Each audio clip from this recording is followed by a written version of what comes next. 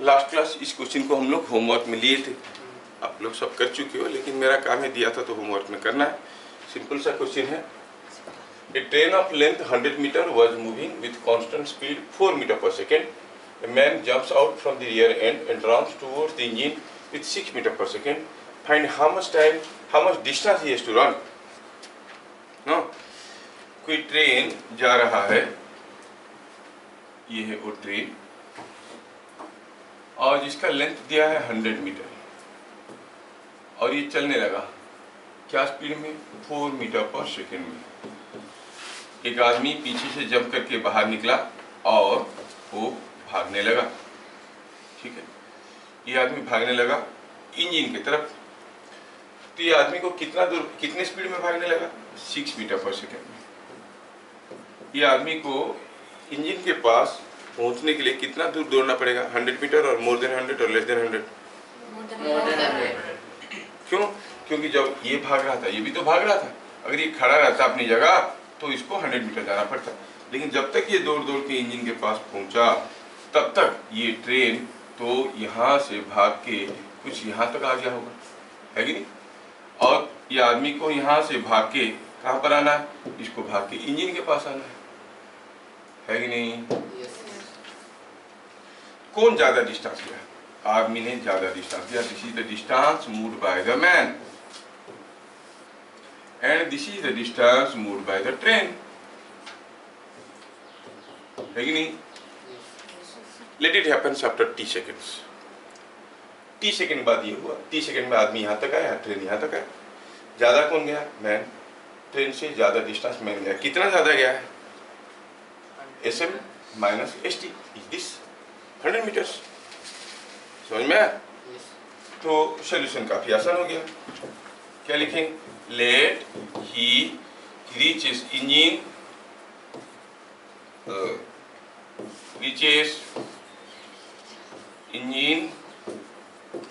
After t second. तो आप क्या कहोगे? Distance moved by the man minus distance moved by the train is 100। t second में मैन कितना दूर जाएगा? he will go 6 into t। और ट्रेन कितना जाएगा?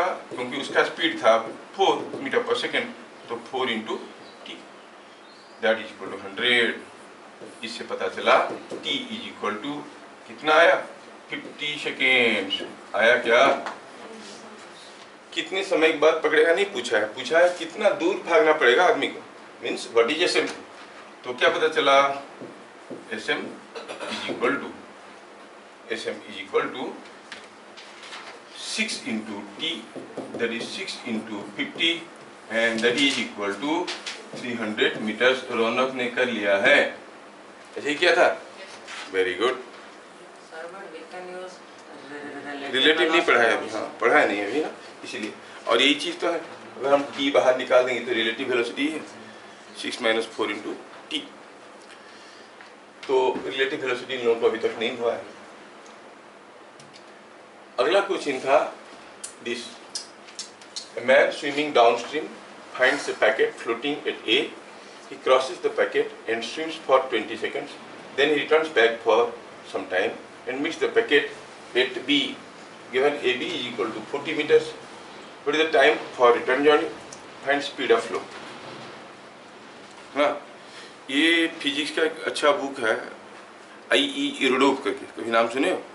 हाँ, उसका क्वेश्चन है दिया था कि कुछ लोग ट्राई करेंगे। कोई ट्राई करके किया है इसको? ट्राई तो कर लिया, हुआ नहीं। ट्राई कर रही हो। प्रैक्टिकल कर लेते, नदी में जाओ, पैकेट छोड़ो, भागो उसके साथ। नहीं कि हो भी गया? तो प्रैक्टिकल नहीं। क्या आंसर आया? रिटर्न टाइम है 20 सेकंड और वेलोसिटी ऑफ रिवर है 20 मीटर पर सेकंड। रिटर्न टाइम तो ठीक लग रहा है, वेलोसिटी पर रिवर इतना ज़्यादा होगा तो मिसाइल बन जाएगा। नहीं, कितना है? वेलोसिटी पर रिवर में कुछ गड़बड़ है, बट रिटर्न टाइम वो तो मेजर पार्ट तुम निकाल दियो। वेरी गुड, बहुत बड़ा। खुद से किया? भरोसा नहीं होता है। बोलो हाँ सर मैं खुद से किया हूँ। हाँ सर। देखा, बढ़िया, मतलब दिमाग लगाया। देखो जब हम कोई क्वेश्चन को ट्राई करते हैं वो बने ना बने, आइदर केस में हम लर्न करते हैं। आंसर नहीं मिलेगा तब भी यू आर बेनिफिटिंग, बहुत ज़्यादा। आंसर नहीं मिल के सोचे ना, सोचने से क्या होता है, चीज़ें धीरे धीरे आपकी फैकल्टीज खुलने लगते हैं। सोचो तो कोई आईआईटी एंट्रेंस दिया है और नहीं पाया है, और कोई दूसरा जो आईआईटी एंट्रेंस कभी नहीं दिया है, कौन बेटर है? जो दिया है वो नहीं पाया है, चूक गया, क्योंकि मेहनत तो पूरा किया है ना, दूसरा तो मेहनत ही नहीं किया। समझ में आ रहा है? So success is not in the prize won, it is in the race run. ये याद रखना, फल मिलेगा तभी सक्सेसफुल, ऐसा नहीं है, काम करने से ही सक्सेस मिलता है। बढ़िया है। तो ये क्वेश्चन को समझते हैं हम लोग। दिया है कि कोई आदमी in the direction of flow चलने लगा और देखा कि रास्ते में एक पैकेट कुछ फ्लोट कर रहा है ए में, और वो गया ऐसे, सोचा किसका पैकेट होगा क्या मालूम, गया आगे, कुछ दूर जाने के बाद सोचा हो सकता है किसका गिर गया हुआ, उठाते। तो फिर वो क्या किया, यहाँ से मुड़ के वापस आने लगा। 20 सेकेंड के लिए क्रॉस कर गया, फिर मुड़ के वापस आया। कुछ समय लगा होगा, कितना समय लगा क्या मालूम। फिर देखा कि पैकेट फ्लोट करते हुए आ रहा है, बी में पैकेट को पाया, पहले ए में मिला था, क्रॉस करके 20 सेकेंड चला गया, वापस आया कुछ समय के लिए और बी में पैकेट को पाया। इस क्वेश्चन को जो सॉल्व किए हैं, जैसे रौनक किया है, तो सैल्यूट टू हिम, क्योंकि बहुत दिमाग लगता है इसमें। ठीक है। और पूछा है कि बताओ व्हाट इज टी, कितना समय लगेगा उसको वापस आने के लिए। दूसरा हुआ what is the speed of flow. समझ में आया? ठीक, चलिए करते हैं। मैं सारा पॉइंट्स को थोड़ा नेमिंग कर देता हूँ। ये ए है, ये बी है, ये सी है। जहाँ से वो मुड़ के वापस आया उस पॉइंट को चलो कहते हैं सी है। ठीक है। एक चीज तो हमें दिख रहा है कि A C minus C B is equal to A B, ये चीज सबको दिख रहा है। A C minus C B is equal to A B, ये सबको दिख रहा है। अब एक एक करके चीजों को लिखेंगे। ठीक है। ए सी क्या है? Distance moved by man in 20 seconds. दूसरा चीज समझ में आ रहा है कि चलो हम मानते हैं कि वी एम इज, ये क्या था, अच्छा नदी था, उसको उठाते हैं। चलो मानते हैं कि V S is velocity of swim, V F is velocity of flow. ठीक है। तो अब हम देख रहे हैं कि जब आदमी जा रहा था एसी, उसका स्पीड क्या हो गया, velocity of swim plus velocity of flow. कितने समय के लिए गया? 20 सेकंड के लिए, है ना? करेक्ट है, इसमें कोई बड़ी बात नहीं है। CB, distance moved by man in T seconds. उल्टा वापस आ रहा है, तब उसका स्पीड क्या होगा, we S minus V F into T. T कितना है मालूम नहीं, ना वी एस मालूम है, ना वी एफ मालूम है, ना टी मालूम। आया समझ में?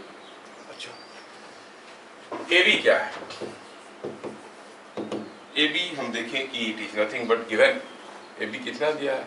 40 मीटर दिया, और this is the distance moved by the packet. Packet को ए से बी तक जाने के लिए कितना समय लगा, कौन बताएगा? आदमी गया, वापस आया, गया 20 और आया T, 20 plus T, 20 plus T. तो हम कहेंगे distance moved bye packet, moved by packet, कितना समय में? इन 20 प्लस टी सेकेंड्स। तो दैट इज, पैकेट का स्पीड क्या था, velocity of flow into 20 plus T.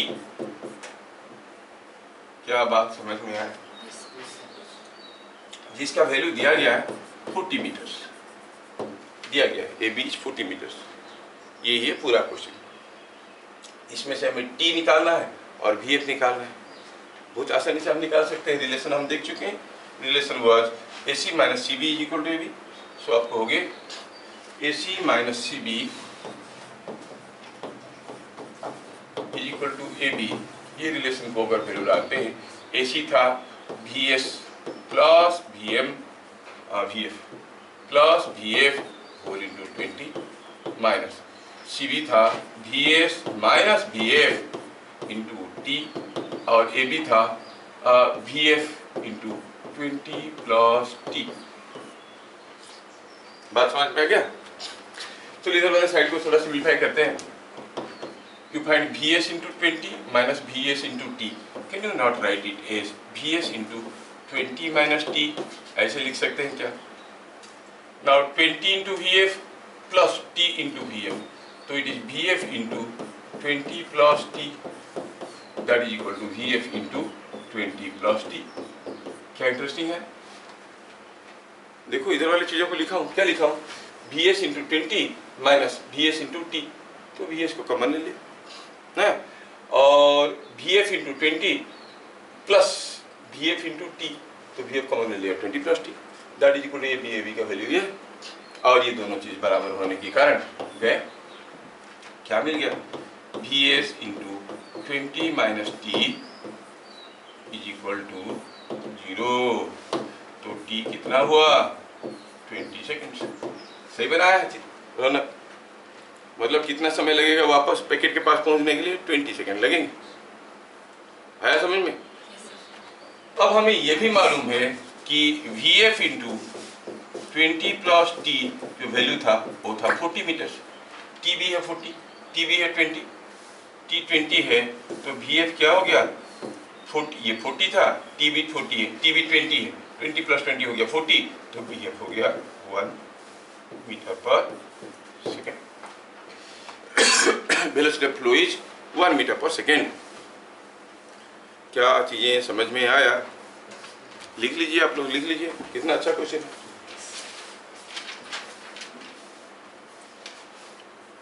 यहाँ से लिखना शुरू करना है।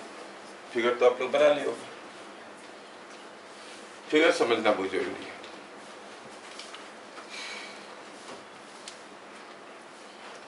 लास्ट ईयर बेसमेंट हमारे यहाँ पढ़ रहा था, जब मैं क्वेश्चन दिया था वो यूट्यूब में करके छोड़ा इस क्वेश्चन का आंसर, लंबा आंसर देख, इतना क्यों लिखते? इतना अच्छा लगता है यूट्यूब में लिखना। पूरा एक पेज लिखा है, मोर देन 200 वर्ड्स का।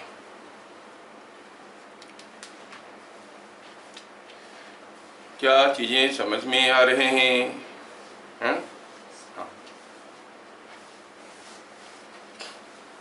कैसा रहेगा कि अगर आप लोग बाद में वीडियो देख के लिख लोगे, पढ़ेंगे अभी, क्यों लिखोगे भी 5 मिनट ले लोगे तुम लोग ना, जल्दी लिख कर दोगे।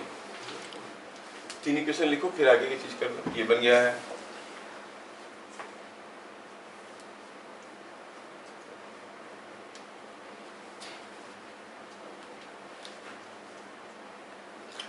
आप लोग किस लेवल में कर रहे हो आप लोग खुद को मालूम नहीं है, बढ़िया कर रहे हो।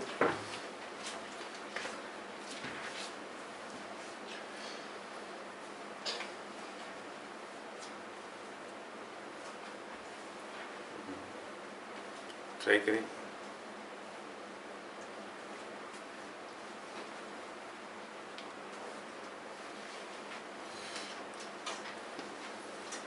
खत्म?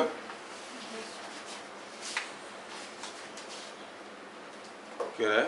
खत्म नहीं किया? तेरे पीछे में तेरा दिख रहा हूँ। हाँ, हो गया? बाद में वीडियो देख के लिख लेंगे। देखा, ऐसा भी लोग रहते हैं। अभी मैं समय दे दिया, सब लिख लिए, बोले बाद में लिखेंगे। ठीक है, चलिए।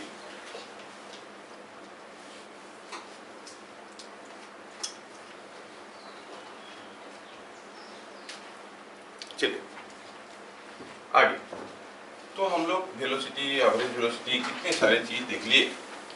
आज पढ़ेंगे हम लोग अबाउट एक्सीलरेशन। फिर आगे चलेंगे velocity time diagram, acceleration time diagram, बहुत सारी चीज पढ़ने वाले हैं। ठीक है, let us see what is acceleration.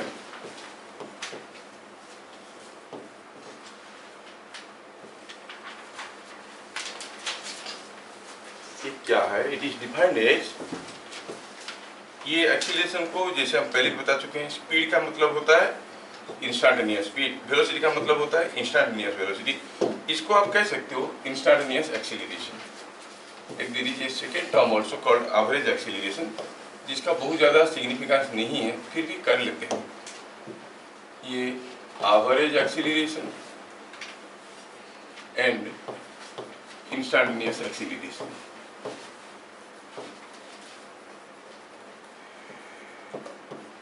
मैं एक्सीलरेशन को ऐसे लिखता हूँ, average acceleration of a body is the ratio of total change in velocity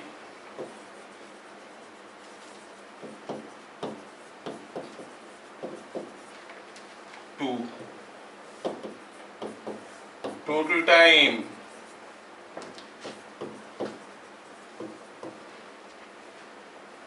कोई पार्टिकल मूव कर रहा है और उसका वेलोसिटी बदल, आप गाड़ी में जा रहे हो, एक्सीलरेटर दबा दिए, गाड़ी का स्पीड बदल रहा है, तो you are accelerating, there is a change in velocity. हम जानते हैं कि चेंज इन वेलोसिटी होने के लिए वेलोसिटी का दो चीज़ है, नहीं, मैग्नीट्यूड एंड डायरेक्शन। मैग्नीट्यूड बदल गया तब भी हम कहेंगे वेलोसिटी बदल गया, डायरेक्शन बदल गया तब भी कहेंगे हम वेलोसिटी बदल गया, दोनों बदल गया तब भी कहेंगे बदल गया।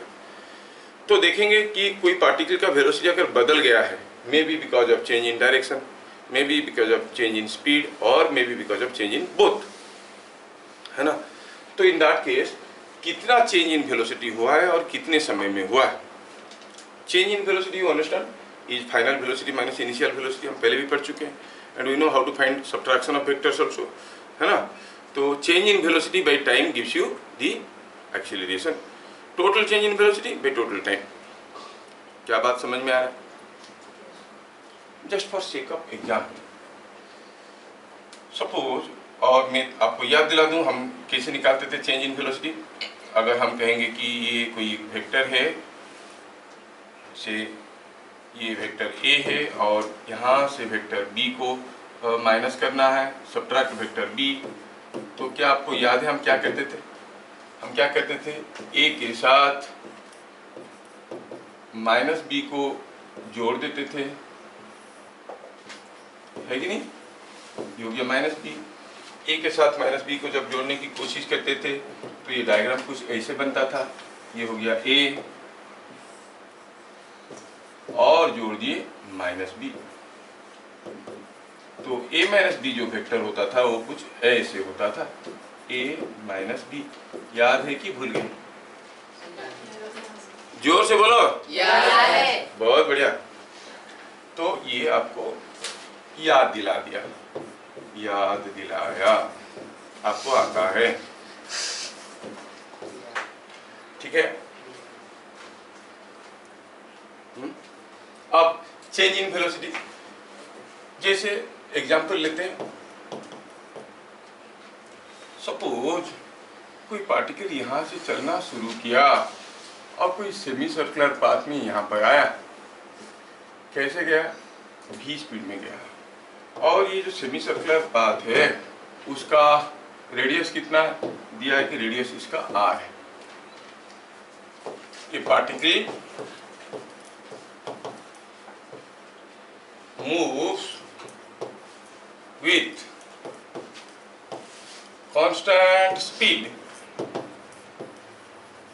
v along a semicircular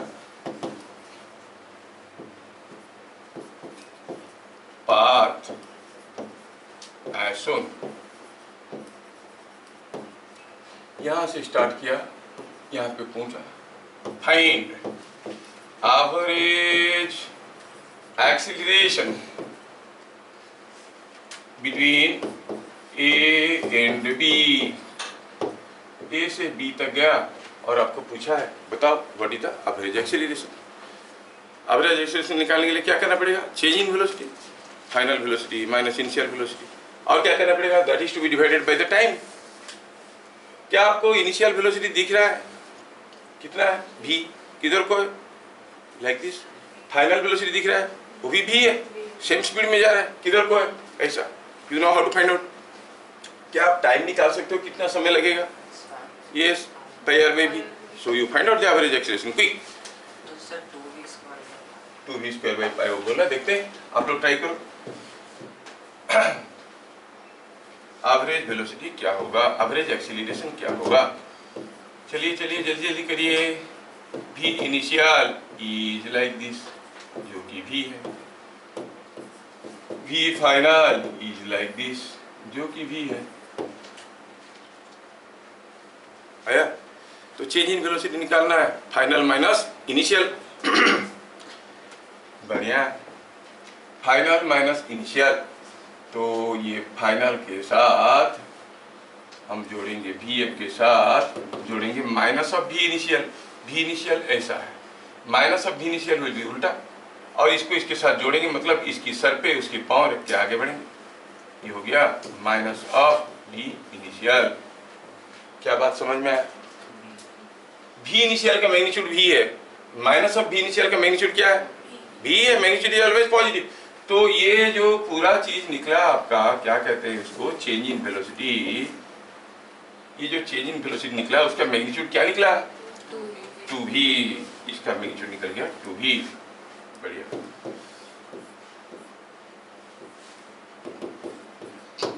और टाइम क्या लगा उसको जाने के लिए? v स्पीड में जा रहा था, कितना दूर गया? Distance moved is pi r. पूरा होता है 2 पाई आर, उसका आता है pi r. So time taken is pi r by v. क्या सबको समझ में आ रहा है? और इसमें और क्या रखा है? अब तो निकालना है आपको एवरेज एक्सीलरेशन. एवरेज एक्सीलरेशन कितना हो गया? Change in velocity by pi r by v is 2v² by pi r. है समझ में?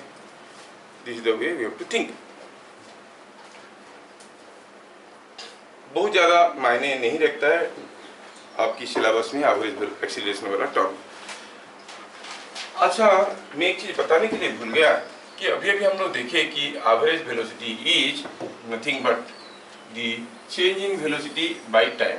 फिर ऐसे it is change in velocity by time, तो आप कहोगे average acceleration is equal to change in velocity by time. अच्छा, ये चेंज इन वेलोसिटी का यूनिट क्या होता है? Metre per second. Metre per second minus metre per second is metre per second only. By second, तो क्या हो जाएगा unit? Metre per second square. ये होगा यूनिट. समझ में? बहुत ज़्यादा कुछ फिजिकल सिग्निफिकेंस नहीं है, और 11th क्लास में भी ऑलमोस्ट यूज नहीं होगा, लेकिन हो सकता है कि पूछ लेगा. कभी कभार यही क्वेश्चन आता है खाली, फाइंड द एवरेज एक्सीलरेशन. ठीक है? क्यों फिजिकल सिग्निफिकेंस नहीं है? आगे जब चल के आप पढ़ोगे, मैकेनिक्स पढ़ोगे तो समझ में आएगा उसका क्यों नहीं है फिजिकल सिग्निफिकेंस.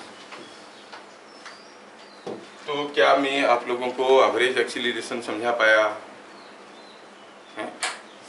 अच्छा, चलिए आगे बढ़ते हैं. To see point number 2, instantaneous acceleration.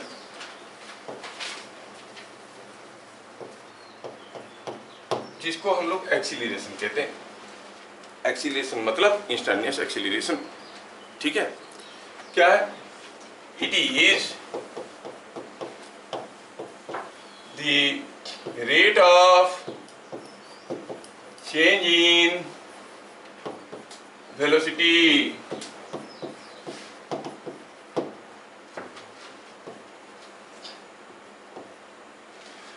और अगर हम ढंग से इसको समझने की कोशिश करें तो हम कहेंगे it is the average acceleration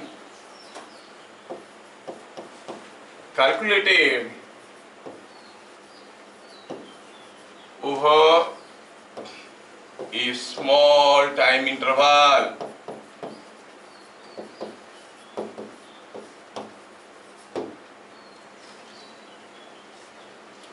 average acceleration समझ में आ गया. इंस्टेंटेनियस एक्सीलरेशन की बात करें, एवरेज स्पीड हम लोग समझे थे. What is the average speed? Total distance by total time. What is instantaneous speed? Rate of change in distance moved. क्या हम ऐसे नहीं बोल सकते हैं कि instantaneous speed is nothing but the average speed calculated over a very small time? एकदम छोटे से समय में कितना दूर गया, उतनी समय में एवरेज स्पीड जो है वही इंस्टेंटेनियस स्पीड है। बात है कि नहीं? Exactly that way we can also understand. So we say the instantaneous acceleration is the average acceleration calculated over a very small time. बहुत छोटा टाइम ले ले, 0.5 सेकंड में कितना चेंज इन वेलोसिटी हुआ, जो एवरेज वेलोसिटी हुआ, जो एवरेज एक्सीलरेशन हुआ, that is the instantaneous acceleration at that instant. बात है कि एवरेज निकालते वक्त हम लंबे समय पे निकालते थे, इंस्टेंटेनियस निकालने में पर्टिकुलर छोटे से समय में निकाल रहे हैं। हो सकता है कि पहला वाला स्टेटमेंट बहुत जल्दी हजम नहीं होता है। Rate of change in velocity, velocity कितनी जल्दी जल्दी बदल रहा है। पहला वाला स्टेटमेंट का मतलब हुआ if the velocity changing faster acceleration is more, velocity changing slowly then acceleration is small. आप किसी के गाड़ी में बैठे हो, गाड़ी चल रहा है, पता चला कि आपका गाड़ी का स्पीड धीरे धीरे धीरे धीरे बढ़ रहा है, तो एक्सीलेटर दबाया कि नहीं दबाया? दबाया हो। और जोर से दबाया कि धीरे से दबाया? धीरे धीरे स्पीड बढ़ रहा है तो धीरे से दबाया, मतलब एक्सीलरेशन इज लेस। समझ में आ रहा है? पता चला गाड़ी में जा रहे हो और सडनली कुछ दबाया एक्सीलरेशन, आप ऐसे करके पीछे की तरफ गिर गए, मतलब घूम करके दबाया, मतलब एक्सीलेटर को जोर से दबाया, you are undergoing a sudden change in velocity, मतलब बहुत ज़्यादा एक्सीलरेशन हो रहा है। बात समझ में आ रहा है? सो धीरे धीरे एक्सीलरेशन बदल रहा है, सॉरी वेलोसिटी बदल रहा है, तो हम कहते हैं ये rate of change in velocity small और एक्सीलरेशन इज स्मॉल। अब जब जल्दी जल्दी बदल रहा है एक्सीलरेशन इज मोर। और इसको समझने के लिए हम कह सकते हैं कि it is average acceleration calculated over A small time interval. और बेहतर वे में समझने के लिए कह सकते हैं acceleration at any time t is given by at acceleration is equal to change in velocity by time delta t। समझ में आया? ये जो एक्सीलरेशन हुआ ये वेक्टर क्वांटिटी है कि स्केलर क्वांटिटी है? कैसे पता चला? लोग बोलते हैं इसलिए नहीं, it is change in velocity by time. Change in velocity is final minus initial, वो तो वेक्टर ही है, और time is a positive scalar quantity. नहीं तो ये एक वेक्टर है, ऐसा ये एक वेक्टर है। इसमें डेल्टा भी तो समझ में आता है, change in velocity, delta T क्या है? ए वेरी स्मॉल इंटरवल, ए वेरी स्मॉल इंटरवल। ये थोड़ा इधर बोल रहा है, कैमरा बोल रहा है तुम मेरे रेंज से बाहर जा रहे हो, थोड़ा अंदर आओ।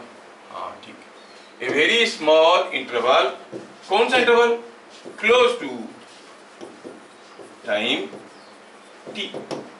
मान लो कि average acceleration at any time t0, close to t0। 10:05 पे क्या एक्सीलरेशन था? तो 10:05 से 10:05 1 सेकेंड ले लो, छोटा सा टाइम हुआ, उतने समय में कितना वेलोसिटी बदल गया? Change in velocity by the time is equal to the acceleration at that instant. क्या बात समझ में आ रहा है? तो जिस समय में आपको एक्सीलरेशन चाहिए उस समय के आसपास एक छोटा सा टाइम इंटरवल ले लो, दैट छोटा सा टाइम इंटरवल को डिवाइड करो चेंज इन वेलोसिटी के साथ, तो मिल गया आपको क्या? The instantaneous acceleration. समझ में आ रहा है? लेकिन फीलिंग में आना चाहिए कि किसका एक्सीलरेशन, किसका वेलोसिटी अगर जल्दी जल्दी बदल रहा है तो एक्सीलरेशन ज़्यादा है, किसका वेलोसिटी धीरे धीरे बदल रहा है तो एक्सीलरेशन कम है। जैसे मैं चेक करता हूँ, let me check whether you understand the rate of change, just for sake of example. मान लो कि एक पार्टिकल यहाँ से ऐसे इस रास्ते में जा रहा था, दूसरा पार्टिकल यहाँ से इस रास्ते में जा रहा था, इसका नाम ए है, इसका नाम बी है। आप पूछोगे ऐसे नाम क्यों रखते हैं सर, टाइटल क्या होता है उनका? टाइटल कुछ नहीं होता है, खाली नाम होता है। ए का बाप का नाम क्या होगा? बोलो। हम लोग काफी नाम जानते हैं जिनका टाइटल नहीं होता है। भगवान राम की टाइटल था, रावण का क्या टाइटल था? महांती, साहू कोई था, विभीषण, हनुमान जी कोई टाइटल था? हम लोग टाइटल लेके घूम रहे, क्योंकि बिना टाइटल का हमको कोई पहचानेगा नहीं। नहीं कोई बोलेगा गौरव, कौन गौरव? वो अच्छा वो नहीं, कौन? पापा का नाम बोलो तो पता चलता है कि नहीं ऐसे। लेकिन इन लोगों को टाइटल की जरूरत नहीं, ये ऐसे ही इंडिपेंडेंटली नोन है। सपोज ये पार्टिकल चलना शुरू किया, पता चला कि जब वो यहाँ पे था कब t = 1 सेकेंड में, और ये था t = 2 सेकेंड में, ये था t = 3 और ये t = 4, ऐसे करके दिया गया है। जब ये पार्टिकल यहाँ पे था उसका स्पीड था 10 मीटर पर सेकेंड। जब वो यहाँ पे आया तब उसका स्पीड हो गया था 13 मीटर पर सेकेंड। जब वो यहाँ पे आया तब उसका स्पीड हो गया था 16 मीटर पर सेकेंड। क्या वेलोसिटी बदल रहा है? हाँ बदल रहा है। यहाँ पर जब था उसका स्पीड था 19 मीटर पर सेकेंड। ये जो पार्टिकल चलने लगा इसका स्पीड था 2 मीटर पर सेकेंड, काफी स्लो है। लेकिन जब वो यहाँ पे पहुंचा उसका स्पीड था 6 मीटर पर सेकेंड, अब भी इससे स्लो जा रहा है। जब वो यहाँ पर पहुंचा तब उसका एक्सीलरेशन वेलोसिटी था 10 मीटर पर सेकेंड और यहाँ पर आते आते 14 मीटर पर सेकेंड। क्या दोनों का वेलोसिटी बदल रहा है? हाँ बदल रहा है। दोनों का वेलोसिटी बदल रहा है, मतलब both of them are accelerating. जिसका वेलोसिटी जल्दी जल्दी बदल रहा है वो ज्यादा एक्सीलरेशन में। हमें नहीं पूछा जा रहा है कि कौन जोर से मूव कर रहा है, किसका वेलोसिटी ज्यादा है, हम पूछ रहे हैं हुज एक्सीलरेशन इज मोर। देखो तो पहला वाला 1 सेकेंड में स्पीड की वेलोसिटी कितना बढ़ा है? 3। तो उसका एक्सीलरेशन ड्यूरिंग दिस पीरियड कितना हुआ? 3 मीटर पर सेकेंड स्क्वायर। यहाँ पे 3 मीटर पर सेकेंड। जबकि इसके देखो इसका स्पीड स्लो है बट एक्सीलरेशन ज्यादा है। समझ में आ क्या? तो इससे क्या पता चला? Acceleration of A is change in velocity by time, so it is 13 minus 10 by 1 is 3 meter per second square. Acceleration of B, I am talking about the magnitude only. It is 6 minus 2 by 1 is 4 meter per second square. Speed को मत देखो, ये देखो कि acceleration A का B से कम है कि नहीं? Rate of change in velocity. हाँ बोल सर बाई 1 क्यों कर रहे हैं? बाई 1 क्योंकि बाई 1 गेट 1 फ्री था। इधर ये 10 metre per second 30 metre per second के बीच में टाइम इंटरवल कितना है भैया? क्या है? इसलिए अगर ये t = 1, t = 3, t = 5 होता तो 2 सेकेंड लेता। समझ में? जो गैप दिया, जो डाटा दिया उसके हिसाब से ये 1 सेकेंड का इंटरवल है। सही है, पूछना जरूरी है। क्या बातें समझ में आया? यहाँ पर ये बॉडी एक्सीलरेट कर रहा है, क्यों? क्योंकि उसका वेलोसिटी बदल रहा है। क्यों? क्योंकि उसका स्पीड बदल रहा है।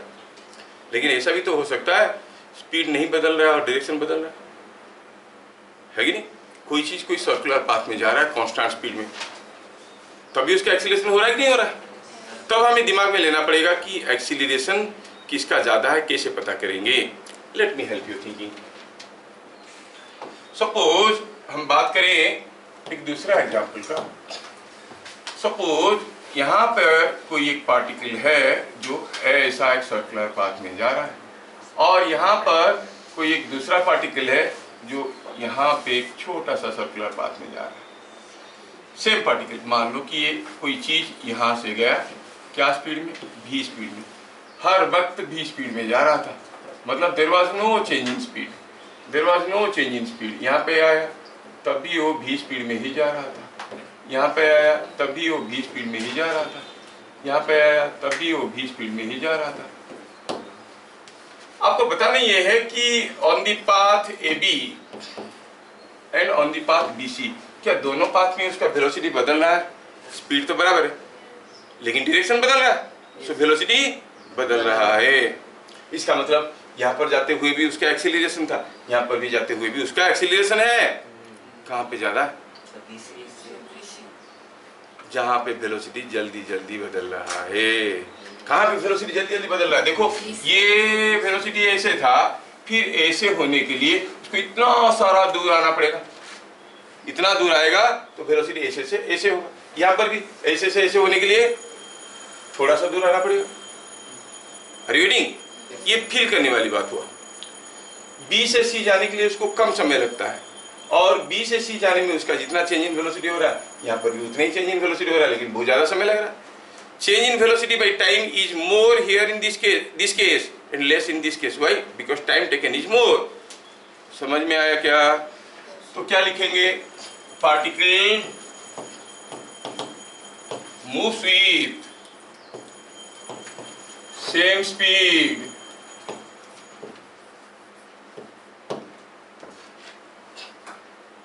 acceleration over which part of journey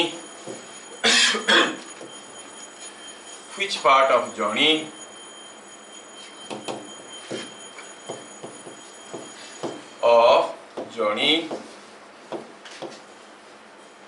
is more. क्या मैं सबको समझा पा रहा हूँ? फीलिंग में आ रहा है?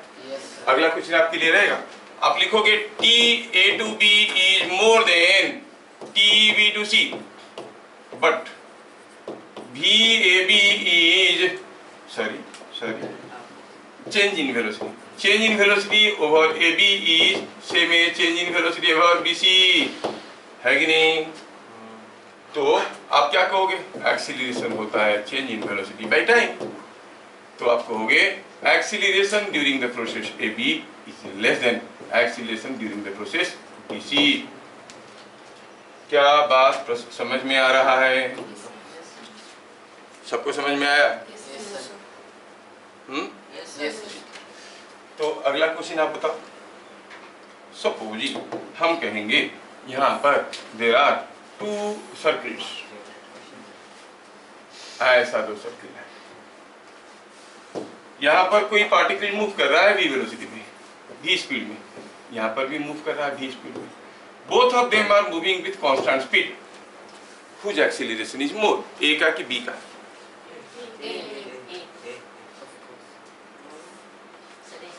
देखो ये वेलोसिटी ऐसे था, ये ऐसे होने में जितना चेंज इन वेलोसिटी होगा दिस माइनस दिस, इसके केस में भी this minus this, same change in velocity होगा कि नहीं होगा? होगा ना? सेम चेंज इन वेलोसिटी होगा. दोनों केस में चेंज इन वेलोसिटी बराबर होगा, लेकिन इसको यहाँ से यहाँ तक जाने के लिए ज्यादा समय लगेगा और इसको कम समय लगेगा. तो किसका वेलोसिटी जल्दी जल्दी बदल गया? ए का कि बी का? ए का. तो एक्सीलरेशन किसका ज्यादा है? ए का एक्सीलरेशन ज्यादा है. समझ में आ रहा है? तो आप कहोगे ये ए डैश आके अपना चेंज इन वेलोसिटी जितना करता है, ये बी डैश आके उतना चेंज इन वेलोसिटी वही करता है. तो आप कहोगे क्वेश्चन में दिया था who both are moving with same speed भी, whose acceleration is more.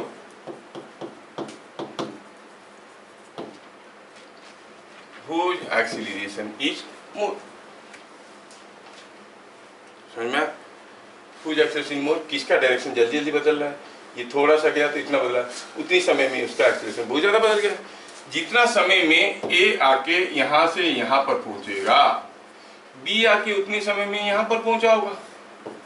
कौन सा वेलोसिटी में ज्यादा बदलाव आया? ऐसे जा रहा था ऐसे जा रहा है, कि ऐसे जा रहा था ऐसे जा रहा है? कौन से केस में चेंज इन वेलोसिटी ज्यादा है? ए के केस में कि बी के केस में? If you are considering for same time, even same time में A is undergoing a drastic change by 90 degree velocity. यहाँ तो थोड़ा सा कुछ चेंज हुआ डायरेक्शन में, तो change in velocity is more for a. तो आप ऐसे भी सोच सकते हो इन सेम टाइम इंटरवल. अरे ये एसी चल रहा है कि सो गया? देखो तो चल रहा है, हवा आ रहा है. देख के क्या पता, अगर हवा नहीं लग रहा तेरे को वो तो सोच रहे सर चल रहा है कैसे. हाँ तो था, यहाँ है, अभी भी रेस्ट में.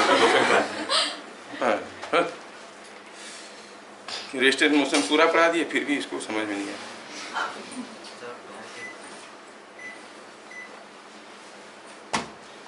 Okay, in same time interval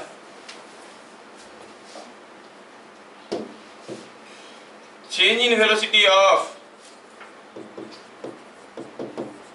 A is more than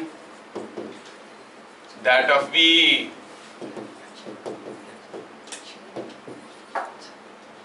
So acceleration of A is more than acceleration of B. Acceleration of A is more than acceleration of B. आया समझ में? Yes sir. लगेगा तो आपको छोटा सा एक एक्स्ट्रा क्लू बता देता हूँ, याद रखना। अभी मैं प्रूफ नहीं कर पाऊंगा but it will be very tough for your part two understand, क्योंकि ट्रिग्नोमेट्री के डीपर थिंग्स नहीं जानते हो तो गड़बड़ हो जाएगा। खाली याद रख लेना, तुम लोग याद रखने में मास्टर हो। अगर कोई चीज किसी एक सर्किल में कांस्टेंट स्पीड में जा रहा है, it is moving with constant speed, ये डाटा याद रख लेना।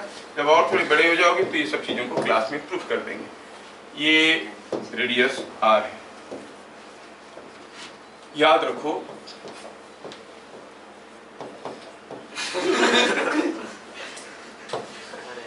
If a particle moves in a circle of radius r with constant speed v, then acceleration is equal to v square by r directed towards center। याद रखना, क्यों मत पूछो, समझाने में मेरे को दिक्कत होगा, आपको समझने में दिक्कत होगा। ठीक है, ये ऐसा एक्सीलरेशन को कहते हैं सेंट्रीपिटल एक्सीलरेशन। थोड़े थोड़े आगे आएंगे टर्म।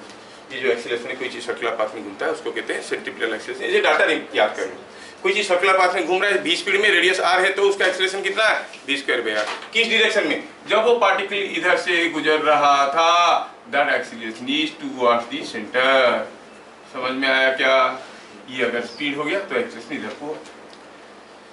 हम जानते हैं कि direction of acceleration, direction of change in velocity निकालना हमें आता है। What is the direction of acceleration? आपको होगी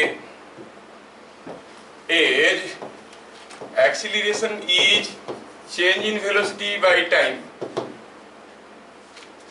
or you say delta t, small time, delta v by delta t। therefore सोचो कि delta v is a vector quantity or scalar quantity? vector quantity। Delta t is a scalar quantity, positive scalar की negative scalar? Positive scalar. कोई एक vector को कोई एक positive scalar quantity से divide कर दो तो उसका डायरेक्शन तो बरकरार रहता है, सॉरी मल्टीप्लाई करके। कोई एक वेक्टर को कोई एक पॉजिटिव स्केलर क्वांटिटी से डिवाइड कर दो तो डायरेक्शन तो बरकरार रहेगा ही रहेगा। मतलब डेल्टा v का जो डायरेक्शन है, delta v by delta t का भी वही डायरेक्शन है। मतलब एक्सीलरेशन का डायरेक्शन क्या है? Same as delta v। समझ में आ रहा है क्या? तो हम पूछेंगे what is the direction of acceleration? therefore direction of acceleration is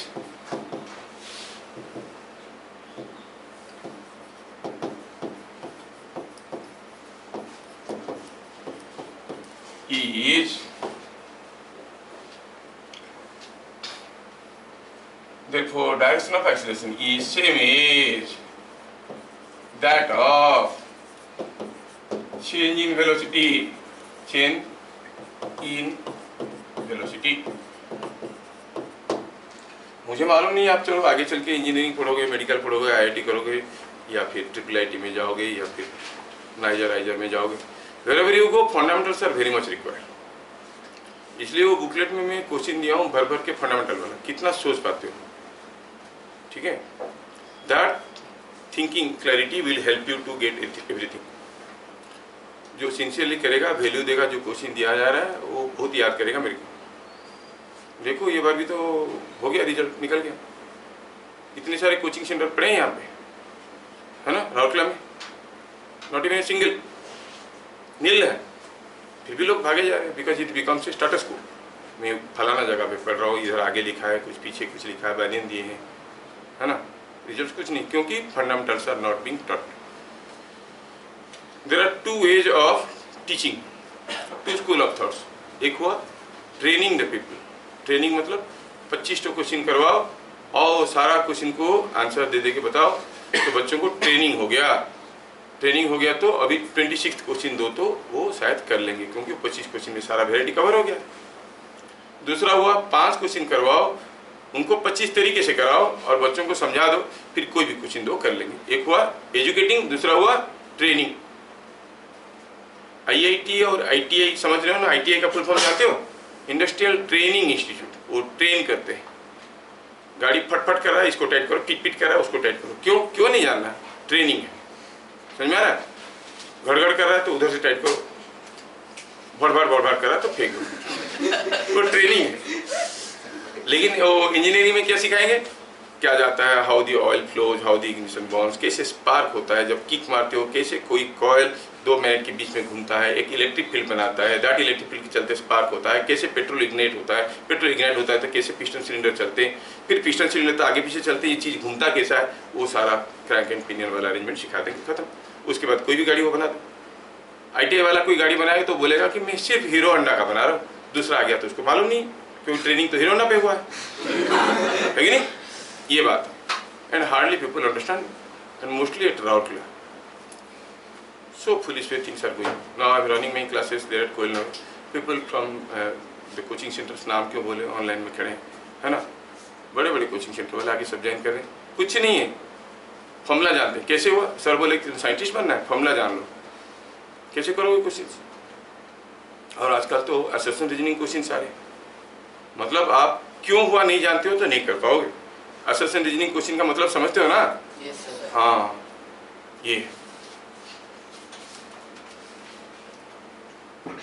तो एक्सीलरेशन आपको समझ में आया? हाँ, instantaneous acceleration is this rate of change in velocity, और it is the average velocity calculated over a very small time interval. इससे vector, उसका direction होता है same as change in velocity का।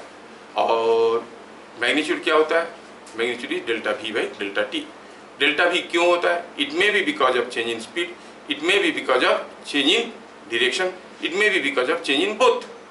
अगर आपको ये क्वेश्चन, ये चीज़ें बढ़िया से समझ में आया तो सोचो, मैं आपको एक केस दे रहा हूँ। ये कोई एक टेढ़ा मेढ़ा पाथ है, ठीक है, और ऐसा करके कोई पाथ है, और यहाँ पर मैं सेवरल पॉइंट्स दे रहा हूँ, A, B से C, ये D, ये E। मान लो कि ऐसा रास्ते में कोई एक पार्टिकल भी स्पीड में जा रहा है कंटिन्यूसली, कोई कार वाला बाइक दौड़ा रहा है ऐसा एक फील्ड में। At which position his acceleration is maximum? कौन सा पोजीशन में जाते हुए उसका एक्सीलरेशन सबसे ज्यादा है? मान लो कि वो साइकिल गाड़ी के पीछे कोई बटन रखा है, जब कोई चीज को आप जोर से एक्सीलरेट करोगे वो फेंका जाता है कि नहीं जाता? कहां पर वो चीज गिर जाएगा? या फिर बाल्टी में पानी लेके जा रहा है, समझ में आ रहा है? दिल्ली में अभी पानी नहीं आ रहा काफी जगह, वो बेचारा क्या किया, बाल्टी में पानी भरा है, बाइक के पीछे बांध दिया और लेके जा रहा है, बकेट में पानी ले रहा है। अब क्या हुआ, जब गाड़ी को जल्दी जल्दी मूव करवाएगा, एक्सीलरेट करवाएगा तो पानी उछल के गिर जाएगा कि नहीं? कहां पर सबसे ज्यादा पानी उछल जाएगा? A B C D E में से? जोर से बोलो। B फॉर, मुझे तो D सुनाई दे रहा है, D बोल रहे हो क्या? B फॉर बॉम्बे की दिल्ली? पानी दिल्ली में नहीं है, इधर क्यों उछलेगा? पानी दिल्ली में नहीं है तो उछलेगा किधर? दिल्ली में। लेकिन कौन सा पोजीशन पे? B। समझ में आया? क्यों? क्योंकि यहाँ पर उसका वेलोसिटी बहुत ही जल्दी जल्दी बदल रहा है, तो एक्सीलरेशन इज मोर। बात समझ में आ रहा है? गाड़ी को ज्यादा 1000 पहुंचेगा, कहां पर, कौन सा पोजीशन में? बी में। जब आप रास्ते में जाते हो और पता चला एक हम्स ऐसे आ गया, क्या खत्म? खत्म कुछ नहीं होता, यू आर एक्सीलरेटिंग। लेकिन जब हम्स के ऊपर से जाते हो, आपका एक्सीलरेशन, नॉर्मली आप जा रहे थे, आपका एक्सीलरेशन इधर से, मान लो आप एक्सीलेटर दबा के जा रहे हो, इधर से जा रहे हो एक्सीलेटर दबा के, यहाँ पर एक्सीलरेशन ज्यादा है कि हम्स को क्रॉस करते वक्त एक्सीलरेशन ज्यादा है? क्रॉस करते वक्त ग्रुप करके तुरंत बदल जाता है एक्सीलरेशन, वेलोसिटी बदल जाता है तुरंत, तो acceleration is more at the hums. समझ में आ रहा है? और कुछ जगह तो और भी डेंजरस सिचुएशन होता है, वो लोग ऐसा नहीं करते हैं, वो लोग उल्टा करते हैं, देखिए कि नहीं, मेट्रोज वगैरह में ऐसे करते हैं। क्या करते हैं वो? ऐसा कर देते हैं। अब तो मजा आएगा, समझ में आया? वो आया गुड़ुम तो कुछ पुर्जे गाड़ी का और ड्राइवर का वहीं गिर जाएंगे। क्या बात समझ में आ रहा है? Are you able to feel acceleration now? अब ये एक्सीलरेशन का बाप कौन है, होता क्यों है ना? हर कोई का बाप होता है कि नहीं होता है? नहीं सर, मेरा तो मैं तो डाउनलोड हुआ हूँ यूट्यूब से, ऐसा होता है? सबका होता है, एवरीवन है। और जो बाप है उसका भी बाप था कि नहीं? नहीं सर, मेरा बाप तो है लेकिन उनका ऐसा हो सकता है? You are today here means once upon a time there was your father, there was your grandfather, grandfather's father, पूरा सीरीज था कि नहीं? तो बीच में कहीं भी डिसलिंक हो गया होता तो आप होते, कोई एक कहीं कट गया होता तो हम तो काम खत्म था, आज नहीं होते यहाँ पे। So I respect all your four grandfathers जो भी है, ताकि you are here to give me some business income. चलो ठीक है। अब बात ये है कि ये एक्सीलरेशन होता क्यों है? सोचो, अभी हम लोग इतना पढ़े, चेंज इन वेलोसिटी होने से एक्सीलरेशन होता है कि एक्सीलरेशन होने से चेंज इन वेलोसिटी होता है? यही तो गड़बड़, बाप बेटों का रिलेशन है। आपका गाड़ी का स्पीड बढ़ जाता है तो आप एक्सीलेटर दबाते हो, कि एक्सीलेटर दबाते हो तभी स्पीड बढ़ जाता है? किसी टर्निंग में टर्न लेते हो तब एक्सीलरेशन हुआ, कि एक्सीलरेशन हुआ तो आप टर्न ले लेते हो? नहीं, दोनों ही केस। तो फिर अगर एक्सीलरेशन के चलते आपका गाड़ी का स्पीड बदल रहा है तो acceleration is the cause of change in velocity. बिना एक्सीलरेशन का चेंज इन वेलोसिटी नहीं हो सकता। ये जो साइंस है ना, इसमें cause and effect relations are very important. Cause and effect relations are very important. Which one is a dependent variable, which one is a independent variable जानना बहुत जरूरी है। Population changes with time, है कि नहीं? Can you say the same statement? Time changes with population. 50 lakh बम गिर गया, 10 लाख लोग मर गए और हम आ गए 2019 पे। हो सकता है? Doesn't happen. Time is independent variable. Population changes with time. तो कौन डिपेंडेंट है कौन इंडिपेंडेंट है वो जानना बहुत जरूरी है। और अगर हमें कोई चीज को अगर कंट्रोल करना है, किसी बॉडी का, किसी फिजिकल थिंग का इफेक्ट को कंट्रोल करना है, तो हमें उसका कॉज को कंट्रोल करना पड़ेगा। नहीं, कॉज को कंट्रोल करो तो इफेक्ट कंट्रोल हो जाएगा। तो हमें पहले पता चलना चाहिए कि जो एक्सीलरेशन है वो होता क्यों है। It is not because of change in velocity. Acceleration के चलते चेंज इन वेलोसिटी हो रहा है। Acceleration is the cause in change in velocity. तो what is the cause of acceleration? उसका बाप कौन? समझ में आया? What causes acceleration? कोई बॉडी का एक्सीलरेशन तब होता है जब उसके ऊपर कोई फोर्स आता है। हम पढ़ेंगे न्यूटन्स लॉ आगे आगे। Whenever an external force acts on a body, the body undergoes a change in momentum, or if it is a rigid body, it undergoes an acceleration. समझ में? अगर कोई बॉडी के ऊपर एक्सटर्नल फोर्स आएगा तब भी वो एक्सीलरेट करेगा, नहीं तो नहीं। मैं यहाँ पे खड़ा हूँ, कोई आके धक्का देगा तभी ना मेरा वेलोसिटी बदलेगा। जब तक खड़ा हूँ, है कि नहीं? So always you need a force to cause an acceleration. And how the force is related to acceleration? By the relation F equal to ma, जिसको हम लोग बहुत ही डिटेल्स में पढ़ेंगे जब हम लोग न्यूटन्स लॉ के बारे में पढ़ेंगे। अभी फिलहाल एक्सेप्ट कर लेना है। समझ में आया?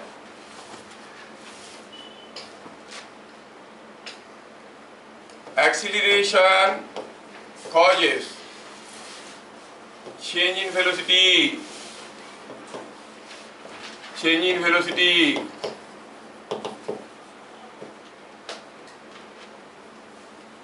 and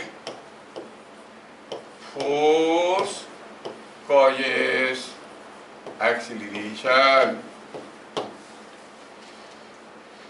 थोड़ा सा जानकारी ले लीजिए। जब भी कोई बॉडी है, मास m है, इसके ऊपर कोई फोर्स अगर आया, उस फोर्स के चलते ये एक्सीलरेट करेगा। आप कहते हो मूव करेगा, हाँ मूव तो करेगा, लेकिन उसका स्पीड कांस्टेंट नहीं रहेगा, वेलोसिटी कांस्टेंट नहीं रहेगा। इसका वेलोसिटी बदलेगा तो आप कहोगे जो एक्सीलरेशन होगा वो कितना होगा? फोर्स बाय मास, है ना? बहुत सारे फोर्स के बारे में आप लोग जानते होंगे। Electrostatic force, magnetic force, gravitational force, spring force. कोई स्प्रिंग को खींचो, वो दोनों हाथ को वापस खींचता है कि नहीं खींचता है? Your weight is a gravitational force, gravity is pulling you down all the time. So these are all different forces. जब भी किसी बॉडी के ऊपर कोई फोर्स आएगा तो it will start accelerating. If it accelerates, it will undergo a change in velocity. तो force change in velocity का क्या हो गया? ग्रैंडफादर। फादर कौन है? एक्सीलरेशन। उसका बाप फोर्स। तो फोर्स क्या हो गया? क्या यार, छोटे मोटे रिलेशन भी नहीं जानते? चेंज इन वेलोसिटी का बाप है एक्सीलरेशन, एक्सीलरेशन का बाप है फोर्स। तो फोर्स क्या हो गया चेंज इन वेलोसिटी का? अभी तो मैं बोल रहा हूँ, तुम लोग ऐसे देख लो ग्रैंडफादर क्या होता है, कभी देखे नहीं। काफी लोग नहीं देखे होते हैं, है ना? तुम मुझे कितने लोग देखे हो ग्रैंडफादर? क्या चीज? How many of you have seen your grandfather? सब देखे। लकी है। योर नेक्स्ट जनरेशन में देखोगे, बच्चे नहीं देखेंगे। क्यों बताओ? सब पढ़ाई लिखाई करके नौकरी करने जाते हैं, अच्छा कमाई होगा तब शादी करेंगे, तब तक 30-35 हो जाता है, उसके बाद शादी करते हैं। बच्चे जब आते हैं तब तक ग्रैंडफादर उनका गायब है कि नहीं? ये तो ये बात, इसलिए तुम लोग को अगर बच्चों को ग्रैंडफादर दिखाना है तो फटाफट अपना काम तमाम कर लेना। A = F/m। आया समझ में? F क्या होता है? F का यूनिट होता है न्यूटन, M का होता है मास, होता है kg। F हो गया force in newton, force in newton, and M is mass in kg। तो A is F/m, A is F/m क्या होता है? न्यूटन पर kg, जिसका वैल्यू अदरवाइज होता है मीटर पर सेकंड स्क्वायर। क्या बात समझ में आ रहा है?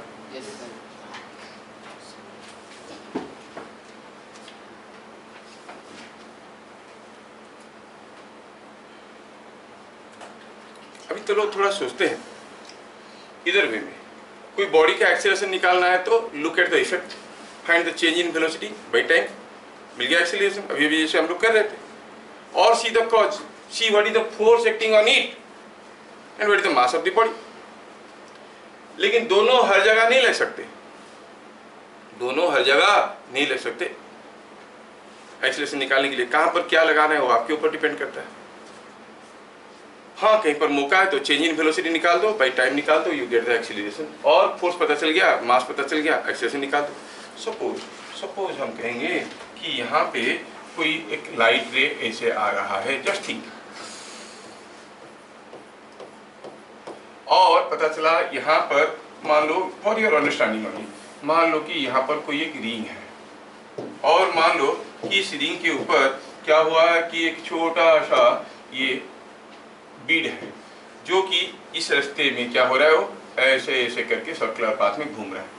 ओके, ये ऐसे ऐसे घूम रहा है। अब क्या है कि अगर मैं इसका शेडो को किसी एक स्क्रीन पे डालता हूं, आपको क्या मिलेगा? इसमें मिलेगा कि जो रिंग है उसका शेडो ये पॉइंट से ये पॉइंट के बीच में कैसा मोशन कर रहा है। सोचो तो, ये गया ऐसे, ये ऐसे ऐसे कर रहा है ना, तो जब ये यहाँ पर है तो उसका शेडो यहाँ पर है। जब ये नीचे की तरफ आया, शेडो नीचे आया। जब ये ऊपर गया, ऊपर, मतलब ये तो यहाँ से ऐसे ऐसे ऑसिलेट कर रहा है। शेडो का कोई मास है क्या? नहीं है। What is the acceleration of this shadow at this point पूछा जाएगा तो फोर्स बाई मास तो कर नहीं सकते। Can you do? You have to find out what is the change in velocity और rate of change in velocity. तो कौन सा केस में हमें क्या अप्लाई करना है वो हमें अलर्ट रहना पड़ेगा देखने के लिए, एक्सीलरेशन निकालने के लिए। क्या बोल रहा है वो? टाइम हो गया कि पावर? ठीक है, समझ में आया? तो हर जगह हम फोर्स बाय मास नहीं कर सकते, हर जगह rate of change in velocity निकालने के लिए बहुत ज्यादा डाटा निकालना पड़ता है। मान लो कोई बहुत ही टेढ़े मेढ़े पाथ है, इस पाथ में चेंज इन वेलोसिटी निकालने के लिए पाथ का पूरा डायमेंशन हमें जानना पड़ेगा, कैसा है क्या है। अगर हम इस पाथ में जाएंगे यहाँ पर से, तो ये एक सर्कुलर पाथ जैसे दिख रहा है, उस सर्किल का रेडियस कितना है निकालो, वहाँ का स्पीड निकालो, v²/r will be the acceleration at that point. समझ में आ रहा ना? तो कहने का मतलब ये है कि हर जगह हम rate of change in velocity by time करने की निकालने में हो सकता है दिक्कत होगा। कहीं हम फोर्स पे मास करके निकाल देंगे, तो कहीं rate of change in velocity करके निकाल देंगे। चलिए, suppose we take an example.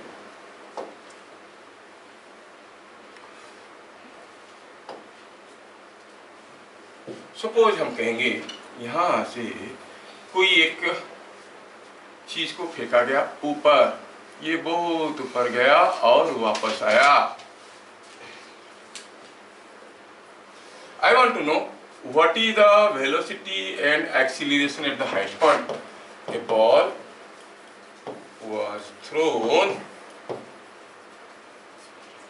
vertically. A ball was thrown vertically up.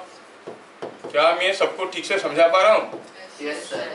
Find velocity and acceleration at highest point.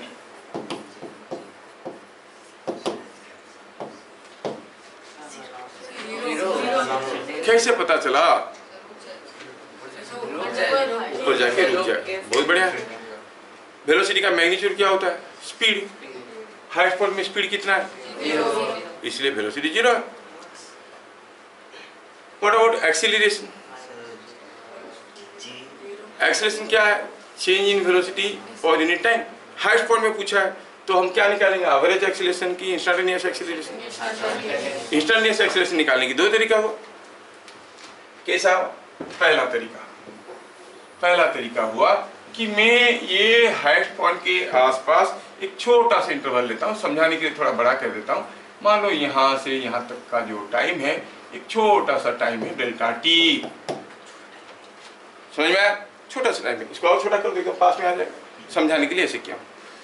और आपको समझ में आ रहा है कि अगर यहाँ से जाते वक्त उसका स्पीड भी था तो यहाँ पर आते आते भी उसका स्पीड भी ही होगा, है कि नहीं? वेलोसिटी घट के 0 हुआ, फिर से बढ़ते हुए आएगा भी होगा। क्या चेंज इन वेलोसिटी हुआ है? हाँ हुआ। किस डायरेक्शन में हुआ है? In the direction of change in velocity. Final velocity minus initial velocity. यहाँ पर फाइनल वेलोसिटी कैसा था भैया? ऐसा था। और इनिशियल वेलोसिटी कैसा था? It was something like this. तो क्या बता सकते हो what is the direction of change in velocity और magnitude? Final plus final minus initial, final plus minus of initial. तो हमें निकालना है फाइनल वेलोसिटी के साथ, इसको ऐसे लिखें, फाइनल वेलोसिटी के साथ जोड़ना है माइनस ऑफ इनिशियल वेलोसिटी। क्या मैं समझा पा रहा हूँ? हाँ, फाइनल वेलोसिटी तो कुछ ऐसा था, इनिशियल वेलोसिटी ऐसा था, तो माइनस ऑफ इनिशियल वेलोसिटी उल्टा हो जाएगा। And by triangle law we join them like this. ये हो गया माइनस ऑफ इनिशियल वेलोसिटी, ये फाइनल वेलोसिटी। तो चेंज इन वेलोसिटी कैसे हो गया? यहाँ से यहाँ तक, ये हो गया change in velocity. Change in velocity जिस डायरेक्शन में होगा एक्सीलरेशन उस डायरेक्शन में होगा। इसका मतलब हाईएस्ट पॉइंट में एक्सीलरेशन है, क्योंकि यहाँ से यहाँ तक जाने के लिए कुछ समय लगा था। Change in velocity by time is the acceleration. अब क्वेश्चन ये है कि जो एक्सीलरेशन है उसका डायरेक्शन क्या है? लेकिन मैग्नीट्यूड जानने के लिए हमें ये भी जानने की जरूरत है, नहीं? जो जानने में हमें दिक्कत हो रहा है, मालूम नहीं। अगर भी दिया होता यहाँ पर 5 मीटर पर सेकंड, यहाँ पर 5 मीटर पर सेकंड, आने के लिए लगा 1 सेकंड, तो हम निकाल देते, कुछ नहीं डाटा। तो delta we by delta T वाला तरीके से एक्सेलरेशन निकालना हमारे लिए मुश्किल हो गया यहाँ पे। पर सोचो तो, एक्सेलरेशन निकालने के लिए दूसरा तरीका क्या था? Force by mass. जब वो बॉडी, इसका मास कितना है मालूम नहीं, ये मत सोचना कि बड़ा वाला फेंका गया छोटा वाला गिरा, दोनों बराबर चाहिए। ये m है मास। जब कोई बॉडी m मास हवा में है, क्या उसके ऊपर कोई फोर्स है? हाँ है। कौन सा force? Force of gravity. m मास को ग्रेविटी कितने जोर से खींच रहा है? mg। Weight of A mass is mg। सबको आता है कि नहीं आता है? Yes, sir. तो इसके ऊपर फोर्स कितना है वहां पर? mg। g का वैल्यू 9.8 मीटर पर सेकंड स्क्वायर। तो फिर एक्सीलरेशन क्या हो गया? Force by mass. कितना हो गया? 9.8 मीटर पर सेकंड स्क्वायर। कौन से डायरेक्शन में? In the direction of force, downward. उससे भी पता चल रहा है कि द एक्सीलरेशन इज डाउनवर्ड, और उसका मैग्नीट्यूड कितना है? 9.8 मीटर पर सेकंड स्क्वायर। क्या बात समझ में आ रहा है? क्या ये m कैसे mg हो गया? हाँ होता होगा सर, यहाँ पर तो लोग पार्ले को भी पार्ले जी बोलते हैं, तो m को mg बोलते होंगे। ऐसा नहीं है। g क्या है? Acceleration due to gravity. ठीक है, कोई अगर बॉडी का मास m है तो उसका वेट कितना होता है? m इंटू जी। समझ में आया? तो अभी अगर कोई पूछेगा हाईएस्ट पॉइंट में एक्सीलरेशन क्या है, तो आप कहोगे ये बहुत आसान है निकालना, it is mg mass force by mass. तो कैंसिल हो गया, मिला g। Irrespective of this mass, ये 1 kg, 2 kg, 5 kg, 10 kg कुछ भी हो, हाईएस्ट पॉइंट में acceleration is always g only. That is called acceleration due to gravity. क्या समझ में आ रहा है? Yes, sir. ठीक, तो हम लोग अभी समझ गए what is acceleration, instantaneous acceleration, average acceleration, दोनों का यूनिट, और इंस्टेंटेनियस एक्सीलरेशन का मैग्नीट्यूड, डायरेक्शन कैसे पता करते हैं। अब कोई बॉडी यूनिफॉर्म एक्सीलरेशन मोशन में है, हमें कैसे पता चलेगा? यूनिफॉर्म एक्सीलरेशन मोशन का मतलब क्या है? The acceleration is same everywhere, है ना? A body is said to be in uniform acceleration motion। यहाँ पे मैं थोड़ा रुक जाऊंगा और आपके बुक में क्या लिखा है देखो। बुक में लिखा है if it undergoes same change in velocity in same interval of time, है ना? Same change in velocity delta we same in same interval of time, delta we और डेल्टा टी, अगर हर डेल्टा टी में बराबर delta we जाता है तो हम कहेंगे वो यूनिफॉर्म एक्सीलरेशन मोशन में है। चेंज इन वेलोसिटी पर टाइम क्या होता है? एक्सीलरेशन। तो इतना लंबा लिखने की बेहतर था हम लिख सकते थे कि if acceleration is same at every point, वाल इज यूनिफॉर्मली कलर, मतलब जेब्रा कलर किया है कि पूरा को पिंक कलर किया है? क्या बोलो? पूरा को पिंक कलर किया। यूनिफॉर्म मतलब हर जगह बराबर है। Uniform acceleration motion if its acceleration is constant throughout the motion, हर जगह अगर एक्सीलरेशन कांस्टेंट है हम उसको कहेंगे यूनिफॉर्म एक्सीलरेशन मोशन। समझ में आया? यूनिफॉर्म एक्सीलरेशन मोशन कब कहेंगे? हर जगह एक्सीलरेशन कांस्टेंट है। ये बुक वाला डेफिनेशन है, लेकिन इससे बहुत ज़्यादा समझ में नहीं आता है। How to realise the acceleration? जैसे हम लोग अभी कोई सर्कुलर पाथ में जा रहा था तो हम फील किए इसका वेलोसिटी जल्दी जल्दी बदल रहा है तो इसका एक्सीलरेशन ये होगा, इसका वेलोसिटी धीरे धीरे बदल रहा है तो एक्सीलरेशन कम होगा। मान लो कि वो तो दोनों ही केस में आइदर स्पीड वाज चेंजिंग और डायरेक्शन वाज चेंजिंग, दोनों बदलता तो और भी डिफिकल्ट हो जाता सोच के बताना। अंदर वाला 2 सर्किल है, अंदर वाले में जा रहा है वो 6 मीटर पर सेकंड में, बाहर वाले में जा रहा है 10 मीटर पर सेकंड में, किसका एक्सीलरेशन ज़्यादा है? मर गए। सोचना पड़ेगा कि सेम टाइम में चेंज इन वेलोसिटी किसका हो रहा है, पूरा निकालना पड़ेगा। So that was a primitive way of thinking जिसमें हम फंडामेंटल से सोच रहे थे। But when both magnitude and direction both are changing, ये 10 में जा रहा है और उसके साथ साथ इसका स्पीड बढ़े जा रहा है, कभी 12 था कभी 14 था, तो और भी डिफिकल्ट हो गया कि नहीं? सो in general how to see the acceleration of a body, देख तो सकते हैं लेकिन बता नहीं सकते। कुछ चीजें ऐसे होता है नहीं, हर चीज जो तुम फील करते हो बता सकते हो क्या?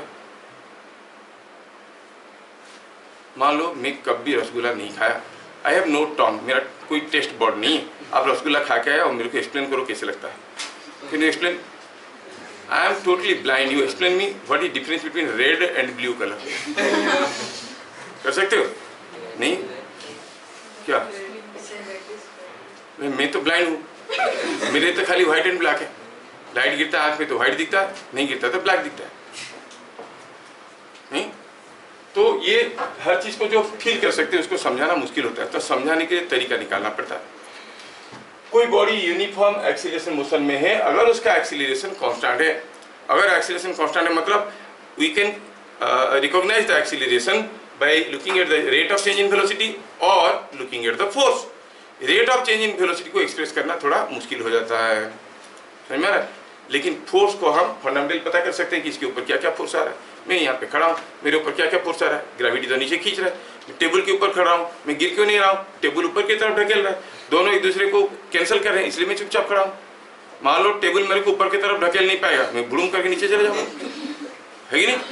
तो दोनों एक दूसरे पता तो चल रहा है कि क्या क्या फोर्सेस आ रहा है, लेकिन चेंज इन वेलोसिटी को फील तो कर पाओगे, लेकिन निकालने के लिए बहुत सारे दावपेच की जरूरत होते हैं। तो कोई बॉडी यूनिफॉर्म एक्सीलरेशन मोशन में है, हम कैसे पता करेंगे?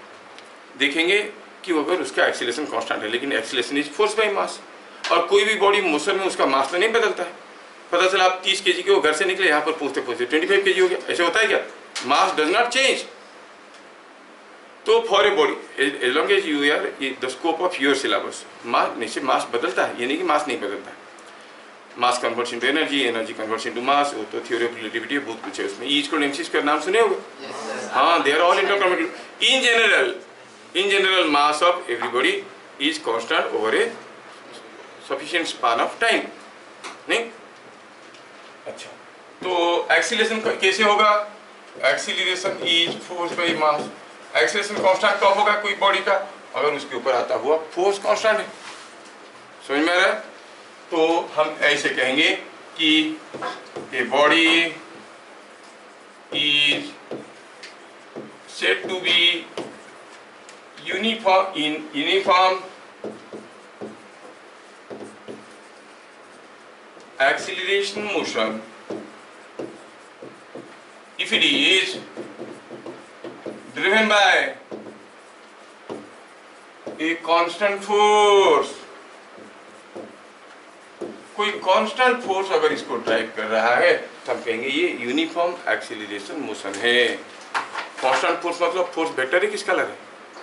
वेक्टर है, तो उसका मैग्नीट्यूड भी कांस्टेंट होना चाहिए और डायरेक्शन भी कांस्टेंट होना जरूरी है। तो फोर्स का मैग्नीट्यूड और डायरेक्शन अगर कांस्टेंट रहा तो एक्सीलरेशन कांस्टेंट। क्या बात समझ में आ रहा है? Yes. स्कूल वाले देंगे ये डेफिनेशन, मैं दे रहा हूँ ये डेफिनेशन, ये डेफिनेशन पे मैं काम करूंगा, ये डेफिनेशन मेरे को नहीं चाहिए। समझ में आ रहा है? क्योंकि इससे पता नहीं चलता। सोचो, मैं आपको कुछ केसेस देता हूँ। रिकॉग्नाइज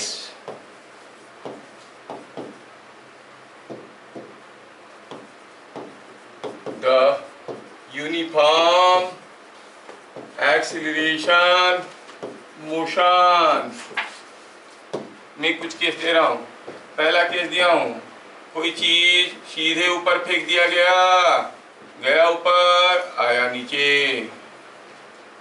दूसरा, कोई एक चीज, मान लो कि ये कोई इलेक्ट्रॉन है और मान लो कि ये मरकरी है। Mercury is revolving around sun in a circular path. कैसा सर्कुलर? थोड़ा सुंदर सा बने। Mercury is in circular path. समझ में आया? Rest planets are in elliptical path and circle is a special case of ellipse. Ellipse किसको कहते हैं मालूम है? ऐसा ऐसा होता है, ये ऐसा ऐसा होता है, नहीं बनता। ठीक है, बताएंगे जब समय आएगा हाउ यू मेक इट। तो ये हो गया, कोई चीज कांस्टेंट स्पीड में जा रहा है, स्पीड इज कांस्टेंट, तो आपको बताना ये है कि यूनिफॉर्म एक्सीलरेशन मोशन है कि नहीं है। सोचना है, हो भी सकता है, नहीं भी हो सकता है, नहीं? अच्छा, यहाँ पर, तो यहाँ पर मान लो ऑप्शन सी में यहां से कोई बॉल को हवा में उछाल दिया गया, या फिर मैं कुछ सिंपल सा केस देता हूं। कोई एक स्प्रिंग ब्लॉक अरेंजमेंट है और इस ब्लॉक के साथ एक स्प्रिंग अटैच्ड है और आपने इस ब्लॉक को एक धक्का दे दिया तो ये झूलने लगेगा, है? अगर इस ब्लॉक को मैं कोई ऐसा एक धक्का देता हूं तो ये ऐसे ऐसे करेगा कि नहीं करेगा? It will make like this. Now this oscillatory motion is a uniform acceleration motion or non-uniform acceleration motion. हर एक केस में स्कूल वाला डेफिनेशन कहेंगे it is if it undergo same change in velocity same interval of time. कैसे पता करोगे? करोगे? Teacher पढ़ाने के बाद पूछ लेना, बताइए मैम इसमें से कौन कौन सा यूनिफॉर्म है, तो सोचते रहेंगे नहीं। तो यूनिफॉर्म एक्सीलरेशन मोशन कैसे पता करेंगे? If a constant force is driving it. सोचो तो पहला केस में जब ये बॉल को हम ऊपर फेंके, ये ऊपर जा रहा था, ये बॉल ऊपर जा रहा था, क्या इसके ऊपर कोई फोर्स आ रहा था? हाँ है। क्या फोर्स आ रहा था? एमजी किधर को? नीचे की तरफ। क्या ये जो फोर्स इसके ऊपर आ रहा था, क्या ये फोर्स का मैग्नीट्यूड और डायरेक्शन हर जगह बराबर था? Yes. So if the force का मैग्नीट्यूड और डायरेक्शन बराबर है, हम तो जानते हैं कि acceleration is force by mass. ये तो ऐसे ही कांस्टेंट है, फोर्स कांस्टेंट हो गया तो एक्सीलरेशन भी कांस्टेंट हो गया। So it is a uniform acceleration motion. समझ में आ रहा है? Mercury revolving around sun in a circular path, you know there is a gravitational pull between them, खींच रहा है इसको। कौन सा पोजीशन में फोर्स ज्यादा है मर्क्यूरी के ऊपर? सेम है। क्या हम कहेंगे कि constant force is acting on mercury? Force vector है भैया। जब यहां पर था तो फोर्स ऐसे था, जब यहां पर था फोर्स ऐसे था, जब यहां पर था फोर्स ऐसे था। Is the force a constant on it? No, direction is changing, vector है। So the force is not constant, तो how can acceleration be constant? So it is a non-uniform acceleration motion. It is not a uniform acceleration motion. बात समझ में आ रहा है? From the concept of acceleration is equal to force by mass only we are able to deduct. Now C बताओ, show me easily.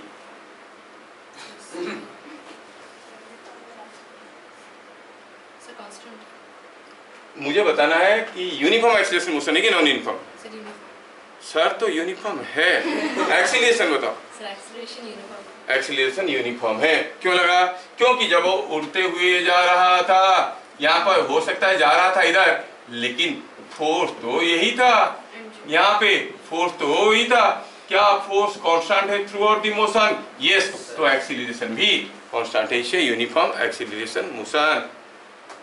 Dutta समझ में आ रहा है? दत्ता में कितना टू टी है? टी कितना टू है दत्ता? Double T. दत्ता ऐसे, हाँ अच्छा। चिन्मय कुमार दत्ता, चिन्मय कुमार दत्ता है ना? तो ये स्प्रिंग ब्लॉक सिस्टम, आपने इसको आया किक मार दिया और ये हिलने डुलने लगा। सोचो बताओ, ये यूनिफॉर्म एक्सीलरेशन मोशन है कि नहीं? स्प्रिंग ऐसे होता है कि नहीं होता है? हाँ, सोचो और बताओ। नहीं होगा। देखो जब ये इधर गया, हम देखेंगे इसका मास और इसके ऊपर आता हुआ फोर्स। जब वो आके यहाँ पर पहुंचा, स्प्रिंग इसको पुल कर रहा था कि पुश कर रहा था? पुल। और जब वो इधर आया, direction of force is changing. Not only that, ये थोड़ा सा जाएगा तो स्प्रिंग धीरे से खींचेगा, ज्यादा जाएगा तो स्प्रिंग जोर से खींचेगा।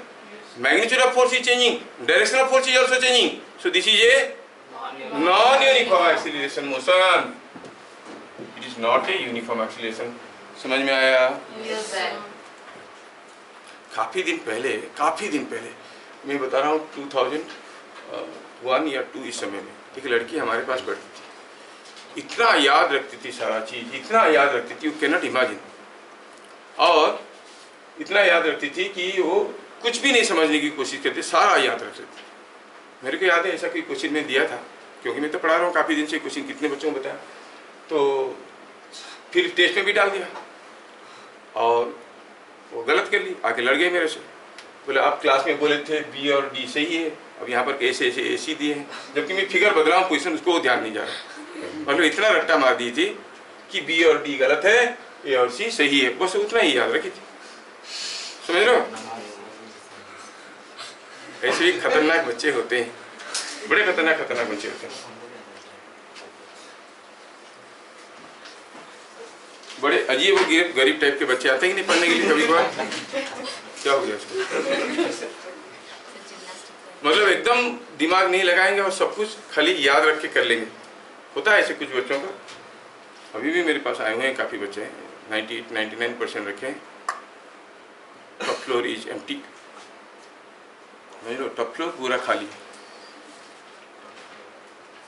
देखो ना, आप कभी गूगल में सर्च करो, वो ये वाला क्वेश्चन आप लोग देखे होंगे, एग्जाम पेपर्स करके सर्च करो, देखियो ऐसा लिखा था क्वेश्चन में 3 ये 4 ये x लिखा था, फाइंड x, और बच्चे ने क्या किया, ऐसे कर दिया, लिखा हियर।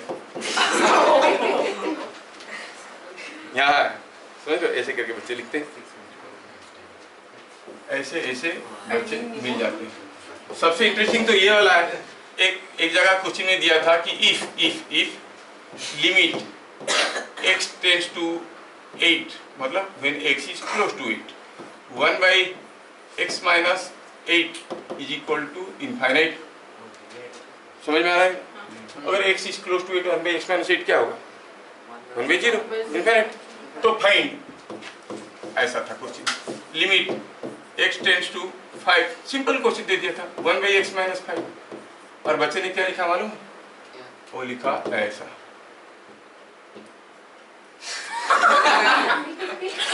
समझ रहे हो? ये ऐसे था, ऐसे था, ऐसे, ये ऐसे मतलब कुछ भी समझना नहीं है, खाली छाप लो बोल। समझा? ऐसे पढ़ेंगे तो क्या होगा? बोला 8 अगर सो गया तो 5 क्यों खड़ा रहेगा? 5 भी सो जाएगा।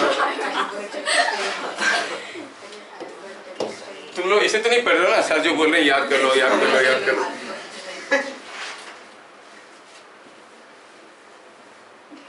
ऑनलाइन में मेरा एक बच्चा पढ़ता था, मैं जब भी वर्क डॉन लिखता हूँ, कौन लिखेगा? मैं WD लिख देता हूँ, है ना? WD is equal to this. पूरा चैप्टर खत्म हो गया, उसको समझ में आ रहा है it is W into D. समझ में आ रहा है? और उसको मेरे पर इतना भरोसा है, वो अपना कॉलेज टीचर के साथ लड़ गया, सर ये तो W इंटू डी होता है। W इंटू डी क्या होता है? कहाँ से आया W इंटू डी? लड़ गया। फिर मेरे को व्हाट्सअप भेजा, सर हमारे सर ये बोल रहे हैं कि ये गलत है, ये सही है। तो क्या गलत है? मेरे को बढ़िया से समझा, मेरे को समझ में नहीं आ रहा क्या गलत है। फिर ऑनलाइन में मेरे को समझाया कि सर मैं ऐसे लिखा, तो सर ऐसे लिखे। मैं बोला ऐसा हुआ ना सर, तो बोले कि गलत है। ये बोला W इंटू डी, तो सर बोलेगा ही गलत है। मैं वर्क डाउन को WD लिख देता हूँ। जैसे एक्सीलरेशन को अगर आप कहोगे कि इसे sir to the power n क्यों लिखे, ऐसे भी बच्चे होते हैं, बड़े अजीब वेरिफिकेशन के बच्चे होते हैं। एक लड़का को मैं पढ़ाया कि ये रेडियस ऑफ अर्थ है और एक सैटेलाइट कोई ऑर्बिट में घूम रहा है और इसका रिलेटेड स्पीड वगैरह निकालना था, ऑर्बिट का रेडियस स्मॉल r है। मैं कितना समझाया, उसको समझ में नहीं आ रहा। फिर मैं सबको जाने के बाद उसको बैठाया पास में और पूछा, बताओ तुमको क्या समझ में आया? 3 बार तो समझाया, वेलोसिटी निकालने में डेरिवेशन। नहीं सर मेरे को ये नहीं समझ में आ रहा है, ये अर्थ का रेडियस कैपिटल R है, ऑर्बिट तो उससे बड़ा है, ये स्मॉल r कैसे हुआ? मतलब ये स्मॉल r है, ये कैपिटल R है। स्मॉल r मतलब छोटा r, समझ रहे हो? ऐसे फंसते हैं बच्चे। बोला स्मॉल r है लेकिन दिखने में तो बड़ा दिख रहा है, ये कैसे स्मॉल r हुआ? क्या क्या चीजों का एक्सपीरियंस हम रखें, जानते हो? पिटारा खोलेंगे तो तुम लोग हंसते हंसते पेट फट जाए। तो आज हम लोग इतने ही पढ़ेंगे, ज़्यादा नहीं पढ़ेंगे, इसलिए मैं थोड़ा इधर उधर कर दिया, क्योंकि तुम लोग बहुत ज़्यादा पढ़ चुके हो तो दिमाग थोड़ा फटे जा रहा होगा। आज का वीडियो को दोबारा देख लेना एक बार, और कल फिर मिलेंगे हम लोग। कितने बजे क्लास है हमारा? 4:15 में क्लास है, ठीक है? फिर मिलेंगे अगले क्लास, तब तक के लिए जय हिंद।